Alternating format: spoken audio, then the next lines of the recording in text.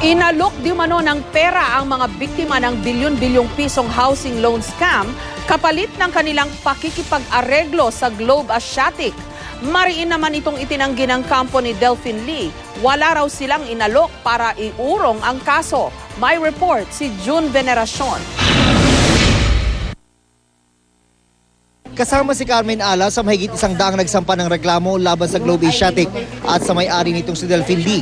3 unit ang kinuha ni Carmen sa Severa, Mabalacat, Pampanga.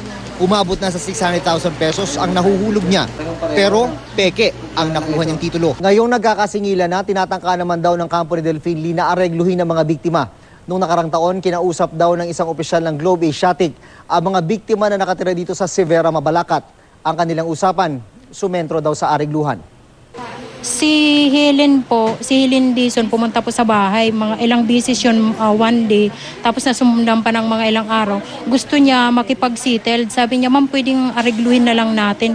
Ang unang alok daw para sa aregluhan, balik lahat ng ginastos ng mga biktima.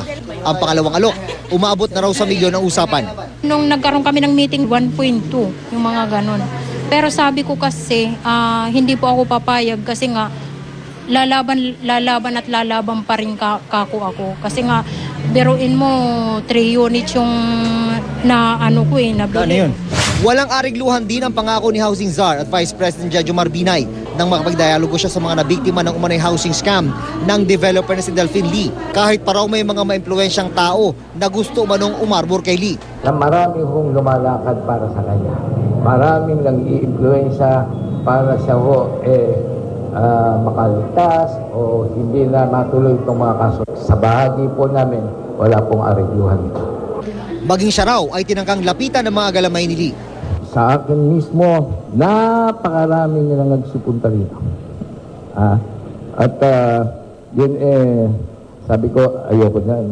Hindi pwede tayo mag-usap dyan. Ni harap, ayoko makita yan si Mr. Delphine Lee. Ayoko mapagbintangan, 1+1 ako. Ito ho, talagang niloko ang libo-libong mga kababayan natin. Sa Diyos at sa tao, may kasalanan po talaga ito. Pahayag naman ang kampo ni Lee. Home buyers were paying, Pag-ibig is refusing to accept payment from the Pag-ibig buyers, not from us. We would never do that. Higit 7 bilyong piso ang nakuhang pera ni Lee sa Pag-ibig Fund gamit ang mga ghost borrower. Pero hindi pa kasama dyan ang perang nakuha mula sa mga biktima na binentahan ng unit. Pero yung mga unit na kanilang binili ay binenta rin pala sa iba. Gaya ni Lilia Mara, 3 taon niyang hinulugan ang kanilang unit gamit ang perang padala ng anak na OFW. Hawak pa niya lahat ang mga resibo na umabot ng mahigit 1 milyong piso. Ngayon, sasama na raw siya sa mga magsasampa ng kaso laban kay Lee. Hirap ng buhay ngayon, hirap ng pera, hirap kumita ng pera. Tapos baka mamaya mawala lang sa lang sa wala. Malagay lang sa wala yung pinaghirapan mo. June Veneracion, GMA News.